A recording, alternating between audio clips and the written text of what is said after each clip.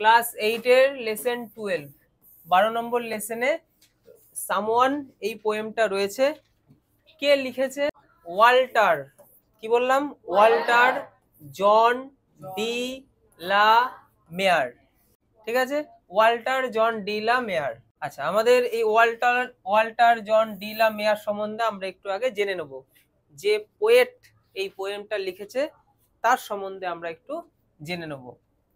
আচ্ছা দেখো, 25 এপ্রিল মানে 25 এপ্রিল 1873, 22 জুন 1956, তাহলে তার জন্ম 1873 সালে আর মৃত্যু 1956 সালে। এই হচ্ছে তার পুরো জীবন আর কি, যেটাকে বলে জীবদ্দশা। এই জীবদ্দশায় তার কি কি কাজ হয়েছিল, সে কি এমন কাজ করেছিল যার জন্য তার জিনিসগুলো আজকে আমাদের কাছে এত ভালো লাগছে। দেখো, তিনি ছিলেন ওয়াজ অ্যান ইংলিশ পোয়েট, তিনি একজন পোয়েট ছিলেন। তিনি শর্ট স্টোরি লিখতেন, এই যে শর্ট স্টোরি রাইটার, ছোট গল্প, ছোট গল্প লিখতেন। এবং নোভেলিস্ট, তিনি নোভেল কাকে বলে? উপন্যাস লিখতেন। হি ইজ প্রবাবলি, তিনি সম্ভবত, প্রবাবলি মানে সম্ভবত, বেস্ট মানে সব থেকে ভালো যেটাকে বলে, রিমেম্বার্ড মানে পরিচিতি পেয়েছিলেন ফর হিজ ওয়ার্কস, তার কাজগুলো। কি কাজগুলো? কাদের জন্য, কাদের কাজগুলোর জন্য তিনি পরিচিতি পেয়েছিলেন? ফর চিলড্রেন, বাচ্চাদের। এবং ফর হিজ পোয়েম, তার এই কবিতায় দ্য লিসেনার্স এটা ছিল তার একটা কি poem. His career as a writer started, তিনি এই রাইটার হিসেবে তার কেরিয়ার শুরু করেছিলেন। কবে শুরু করেছিলেন? অ্যাবাউট মানে ওর কাছাকাছি আর কি, 1895, 1895। এবং তিনি কন্টিনিউ করেছিলেন টু পাবলিশ করছিলেন to the end of his life, মানে তার জীবনের একদম শেষ দিন পর্যন্ত। মানে তিনি যে লেখালেখি শুরু করেছিলেন, গল্প, কবিতা, নাটক, উপন্যাস, এই সমস্ত যে জিনিসগুলো তিনি লিখতেন, তার সেই লেখালেখি জিনিসগুলো চালু হয়েছিল 1895 সাল থেকে, এবং মৃত্যুর আগের দিন পর্যন্ত আর কি তিনি লিখে গেছেন এবং সেগুলো পাবলিশ করে গেছেন। In his poems de la mower has described, তার পোয়েমে তিনি কি বর্ণনা করেছেন? কি? The English sea and coast. ঠিক আছে, সি সমুদ্র আর কোস্ট হচ্ছে সমুদ্র উপকূলবর্তী area. The secret and hidden world, মানে সিক্রেট মানে কি? যেটা গোপন, হিডেন মানে লুকিয়ে রাখা, অফ নেচার। তো এগুলো ছিল তার মানে প্রকৃতির মানে গোপন বিভিন্ন জিনিস ছিল তার লেখনির মধ্যে। তো এই জিনিসগুলোর জন্য তিনি বিখ্যাত, এবং এই যে লিসেনার্স এইটার জন্য তিনি খুব খ্যাতি লাভ করেছিলেন। ঠিক আছে, তিনি স্পিরিচুয়াল না সরি ভৌতিক বিষয় নিয়ে বিভিন্ন লেখালেখি করেছেন। তার লেখার মধ্যে বিভিন্ন ভুতুরে ব্যাপার বিভিন্ন সময় দেখা গিয়েছে। মানে তিনি ওই জিনিস নিয়ে লিখতে খুব মানে একটা সবার মধ্যে একটা সাসপেন্স থাকবে, কি হলো কেন হলো, এই ব্যাপার নিয়ে তিনি খুব মানে লেখালেখি করতেন। আচ্ছা, আমি এবার লাইন ধরে ধরে প্রত্যেকটা সেন্টেন্স এবং ওয়ার্ডের বেঙ্গলি মিনিং করব, এবং কবিতাটার মধ্যে যে আক্ষরিক যে অর্থটা লুকিয়ে রয়েছে সেটাও আমি বলবো। খুব মন দিয়ে ক্লাসটা সবাইকে প্রথম থেকে শেষ পর্যন্ত করতে হবে। তোমরা যারা অনলাইনে ক্লাসটা করছো খুব মন দিয়ে করো। আমি এবার পোয়েমটা খুব সুন্দরভাবে তোমাদের সামনে আমি আনতে চলেছি, তাই ক্লাসটা মন দিয়ে করো। করলে কি হবে, বাড়িতে একবার কি দুবার পড়লেই হয়ে যাবে। আচ্ছা, আমরা একটা পিকচার দেখতে পাচ্ছি, তাই তো? পিকচার দেখতে পাচ্ছি, পিকচার দেখে আমরা কি অনুভব করতে পারছি? হ্যাঁ, এটা হচ্ছে মেয়ার, যার কথা আমরা বলছি। লেখক দরজা খুলেছে। ছোট্ট একটা কবিতা, কবিতার মধ্যে সেরকম জিনিস আমরা হয়তো কিছু মানে নর্মাল চোখে দেখলে আমরা তেমন কিছু খুঁজে পাবো না, কিন্তু তিনি একটা জিনিস এর মধ্যে দিয়ে বোঝাতে চাইছেন, সেটা আমরা পড়তে পড়তে বুঝবো। তিনি দরজা খুলেছেন মানে কেউ কখন খোলে? হ্যাঁ, কেউ ঠক ঠক ঠক ঠক করলো। আর নর্মালি ঠক ঠক ঠক ঠক কবার করা হয়? 3বার নর্মালি করা হয়। তো তাই কবি গিয়ে দরজাটা খুলেছেন, রাতের বেলা আর কি কেউ দরজা নক করেছে, কবি দরজা খুলেছেন, দেখেন কেউ নেই বাইরে। উনি ডান দিক ঘুরছে, বাঁ দিক ঘুরছে, চারদিকে কিছু আছে নাকি, কিচ্ছু দেখতে পাচ্ছে না। তিনি রাতের প্রকৃতি দেখছে, যে প্রকৃতিতে কে কি করছে ওই সময় গুবরে পোকা, ঝিঝি পোকা, পেঁচার ডাক, মানে রাত্রিকালীন যে পরিবেশ, কুয়াশা ঝরে পড়ছে, কিছু পোকা ট্যাপ ট্যাপ করে দেয়ালে আর কি আঘাত খাচ্ছে, সেই তাদের যে আওয়াজ শব্দ, এই জিনিসগুলো তিনি দরজা খুলে দেখলেন। এবং তিনি ভাবছিলেন আমি তো সত্যি আওয়াজ পেয়েছি, কেউ তো আমায় ডেকেছিল, কিন্তু কাউকে কেন আমি পাচ্ছি না, কারোর তো থাকা উচিত, আমি নিশ্চিত কেউ আমাকে ডেকেছিল, কিন্তু তাও চারিদিক দেখে উনি কাউকে খুঁজে পেলেন না। তিনি ওই প্রাকৃতিক মানে রাতের প্রকৃতি জিনিসটা তিনি ওইখানে দরজা খুলে দেখতে পেলেন। তারপর তিনি হয়তো ভাবছেন না সত্যি হয়তো আমার কল্পনায়, আমি হয়তো সত্যি হয়তো কেউ ডাকেনি, আমি কল্পনায় হয়তো আমার মনে হলো যে কেউ আমাকে ডেকেছে। তো এইটা হচ্ছে ছোট্ট পোয়েম, এই হচ্ছে ব্যাপার। তাহলে কবিকে কেউ দরজা খটখট করলো, কবি দরজা খুললো, খুলে দেখলো বাইরে কেউ নেই, চারিদিকে এদিক ওদিক দেখলো কেউ নেই, এবং প্রাকৃতিক পরিবেশটা মানে রাতের প্রকৃতি, আমাদের প্রকৃতি কিন্তু এক এক সময় এক এক রকম, সেই গাছ, সেই বাড়ি, সেই রাস্তা, সেই সমস্ত কিছু একই থাকে, কিন্তু সময় ভেদে প্রকৃতি তার এক একটা রূপ নেয়।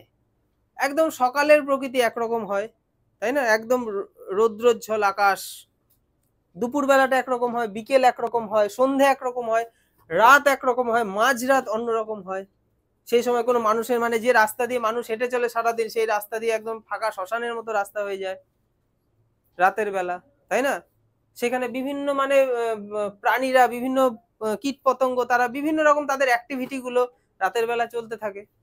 তো আমরা সেই জিনিসগুলো সম্বন্ধে খুব একটা অবগত নই, কারণ রাতের বেলা তো আমরা ঘরের মধ্যে ঘুমাই। তো রাতের প্রকৃতি কবি এখানে আর কি ছোট্ট করে বর্ণনা করেছে। আচ্ছা, এবার আমরা চলে যাব মূল পাঠ্যাংশে।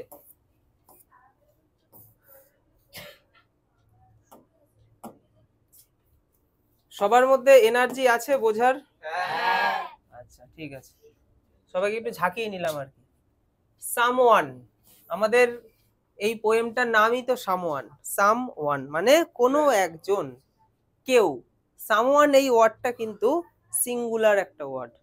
তাহলে সিঙ্গুলার ওয়ার্ড সিঙ্গুলার ভার্বকে নেয়, আমরা এটাই তো জানি, সিঙ্গুলার ভার্ব চাই।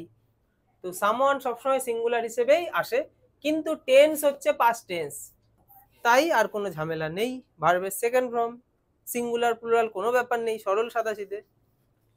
তো সামওয়ান কেম নকিং, কেউ একজন এসে নক করছিল, টক টক করছিল। অ্যাট মাই উই, এই যে উই এই ওয়ার্ডটার মানে কি? ছোট্ট। ছোট্ট, শুধু ছোট্ট নয়, তাহলে স্মল ওয়ার্ডটার মানে কি? স্মল ওয়ার্ডটার মানে কি? হ্যাঁ, উই মানে খুব ছোট্ট, যেটাকে বলে too small, T double too small, আর উই একই মিনিং। তাহলে অ্যাট মাই, অ্যাট কেন? অ্যাট প্রিপোজিশন কোথায় বসে? ছোট জায়গা, তার আগে অ্যাট, ঘরের দরজা বা ঘর ছোট্ট একটা জায়গা, তাই at. At my wee small door, আমার ছোট্ট খুব ছোট্ট দরজায় এসে কেউ ঠকঠক করলো, নক করলো। সামওয়ান কোনো একজন, কেম নকিং, লাইনটা রিপিট হলো, কোনো একজন আসলো এসে টকটক করলো।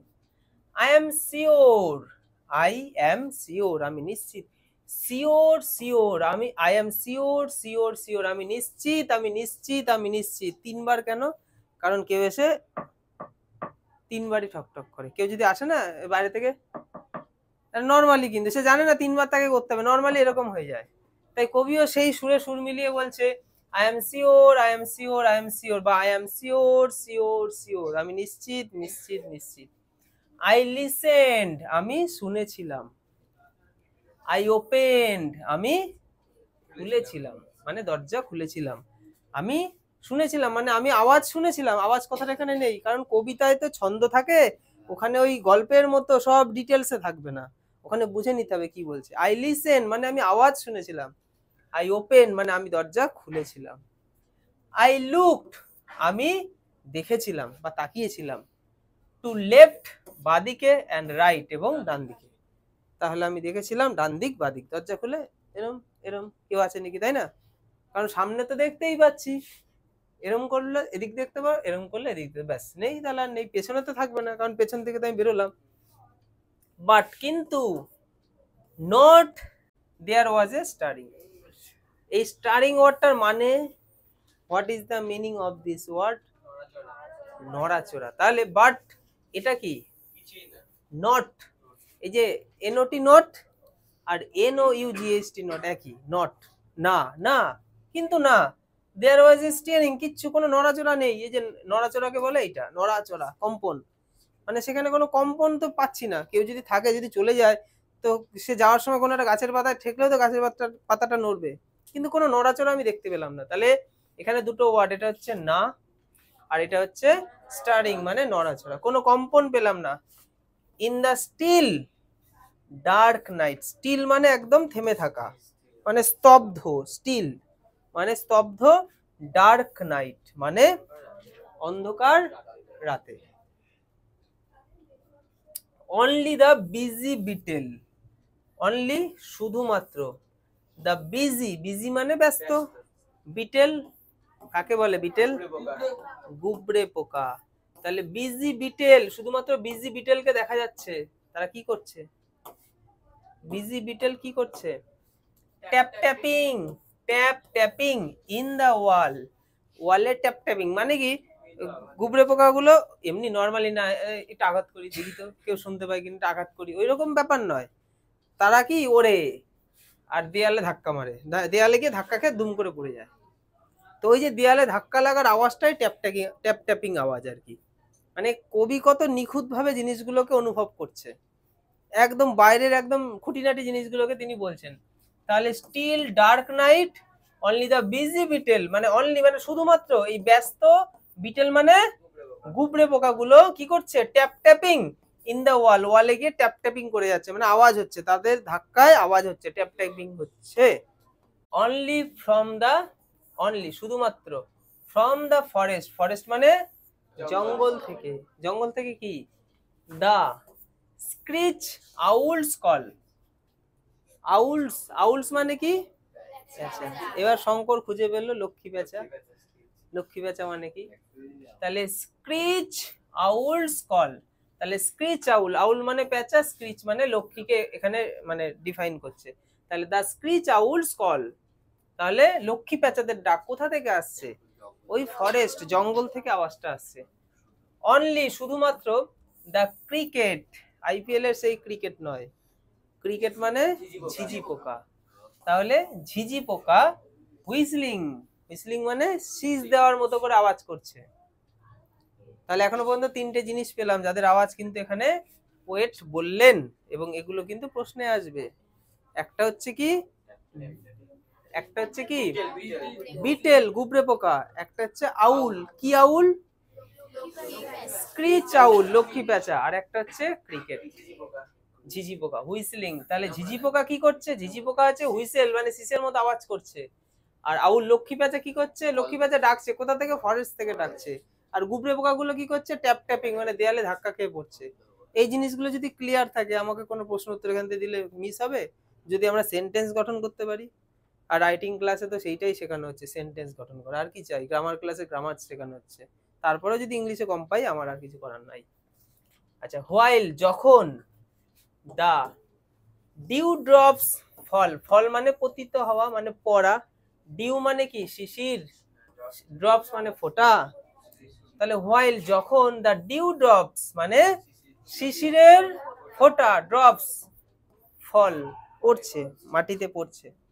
সো সুতরাং I know not, I know not who came knocking, তাই আমি বুঝতে পারছি না বা জানি না কে এসে নক করছে, হু কেম নকিং কে এসে নক করছে, মানে তাই আমি ঠিকঠাক বুঝতে পারছি না, কারণ বাইরে তো বিভিন্ন জন বিভিন্ন রকম আওয়াজ করছে, তাই আমি ঠিকঠাক বুঝতে পারছি না যে কে এসে আওয়াজ করেছে, কারণ বাকিরা তো তাদের কাজ করে যাচ্ছে, কে এসে আওয়াজ করলো আমি বুঝতে পারলাম না। সো তাই বলছে, সো সুতরাং আই নিউ নট, আমি ঠিক পরিষ্কার বুঝতে পারলাম না হু কেম নকিং কে এসে আওয়াজ করেছে। At all, at all, at all, ওই টকটক তিনবার টকটকের মতো করে ছন্দে আর কি বলা হচ্ছে, at all, at all, at all, at all মানে আদেও, আদেও, আদেও, আদেও, আদেও মানে এখানে কবি তাহলে তখন বুঝতে পারছে যে কল্পনাও তো হতে পারে, আদেও কি কেউ আমায় ডেকেছিল, লাস্ট লাইনে গিয়ে তিনি বলছে আদেও, আদেও, আদেও, আদেও কি আমাকে কেউ ডেকেছিল, মানে কবির কল্পনায় হয়তো এরকমটা হতেই পারে, হঠাৎ করে ভাবলেন যে কেউ হয়তো বাইরে থেকে ডেকেছে, ব্যাস এই। আর কিচ্ছু নেই, আমাদের হয়ে গেল পোয়েম খতম। তো জাস্ট আমি প্রত্যেকটা লাইন ওয়ার্ড ধরে ধরে বোঝানোর চেষ্টা করেছি। এবার আমরা আমাদের রিডিং পড়ার সময় এরকম আশা করি করতে হবে না যে আকাশের দিকে তাকিয়ে বাংলাটা বলতে হবে, ইংলিশটা পড়ে, এমন যেন না করা হয়। আমরা সিঙ্গেল ওয়ার্ডের মিনিং যেন জানি এবং সেই ওয়ার্ডের মিনিংটাকে আমরা সেন্টেন্সে যেন প্রয়োগ করতে পারি, তাহলে ইংলিশ শেখা আমাদের সার্থক হবে। আশা করি তোমরা যারা অনলাইনে ক্লাসটা করলে খুব মন দিয়ে করেছো। যদি বুঝতে না পারো আরেকবার ক্লাসটা করো, আরেকবার শোনো, তাহলে ক্লিয়ার হয়ে যাবে। তো আজকের ক্লাস এখানেই।